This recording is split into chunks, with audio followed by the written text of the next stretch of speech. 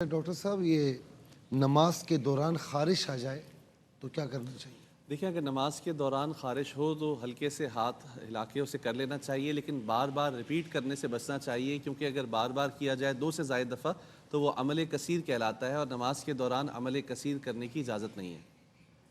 अच्छा, तरावी में जो घर पे पढ़ते हैं तो छोटी सूरतें या सूरह बकरा की आखिरी आयत तो क्या पढ़ें?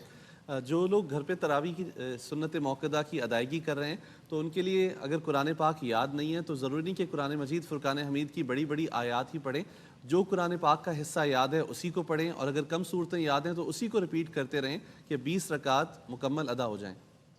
अच्छा, स्मोकिंग से क्या वज़ू टूट जाता है? स्मोकिंग से वज़ू नहीं टूटता, लेकिन इसमें कराहियत है कि अगर उसके बाद अगर नमाज अदा की जाए तो कुल्ली कर लें, ताकि वो जो बदबू है वो ख़त्म हो जाए। अच्छा अलामा साहब, जो शूर एक है वो सामने रखा हुआ है और उसके मतलब फ्रंट पर नमाज पढ़ना कैसा है? जी, नमाज पढ़ सकते हैं, इसमें कोई हर्ज नहीं है। अच्छा, एक और सवाल है कि नमाज में अगर री खारिज हो जाए जी, तो क्या करना चाहिए?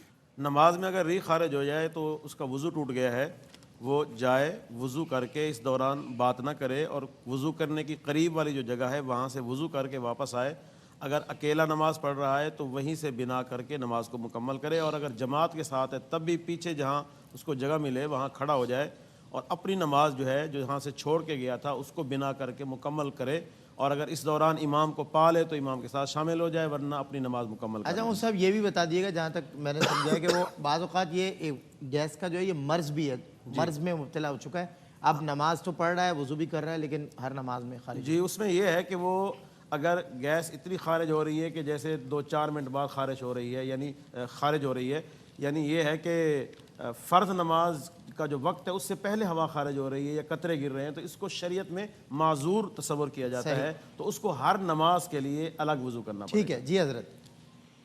अच्छा जी, अब एक सवाल ये है कि 2 नमाज़ों को जमा करना ये कैसा है? भाई ने ये सवाल किया कि इन सलात कानत अलल मुमिनीन किताबम मौक़ूता की नमाज अपने औक़ात में फ़र्ज़ की गई है, तो फिर 2 नमाज़ों को जो जमा करके पढ़ते हैं क्या हुक्म है इसका? देखें, याद रखें कि हर नमाज अपने वक्त पर फ़र्ज़ है। फजर में, ज़ोहर में, असर में, मगरिब में, इशा में। सिर्फ़ और सिर्फ अरफ़ात के मैदान में ज़ोहर के वक्त में हुज़ूर नबी करीम सल्लल्लाहु अलैहि वसल्लम ने ज़ोहर और असर की नमाज को जमा फरमाया।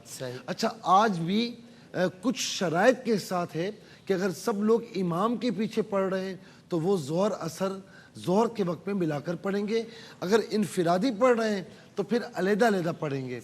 इसी तरीके से उसी दिन यानी यौम अरफा के दिन रात में जब हाजी जाता है मुज़दलिफ़ा तो ग़ुरूब आफ्ताब के बाद वो नमाज मगरिब नहीं पढ़ते, बल्कि मुज़दलिफ़ा जाने के बाद इशा के वक्त में मगरिब इशा मिलाकर पढ़ते हैं।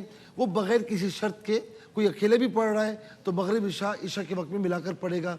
इसके अलावा कहीं पर भी 2 नमाज़ों का जमा करने का हुक्म नहीं है। हमारे यहाँ बाज़ लोग कहीं सफ़र पर जाते हैं तो सफ़र पर जाने से पहले 2 नमाज़ें साथ पढ़ लेते हैं, ऐसा बिल्कुल नहीं करना चाहिए।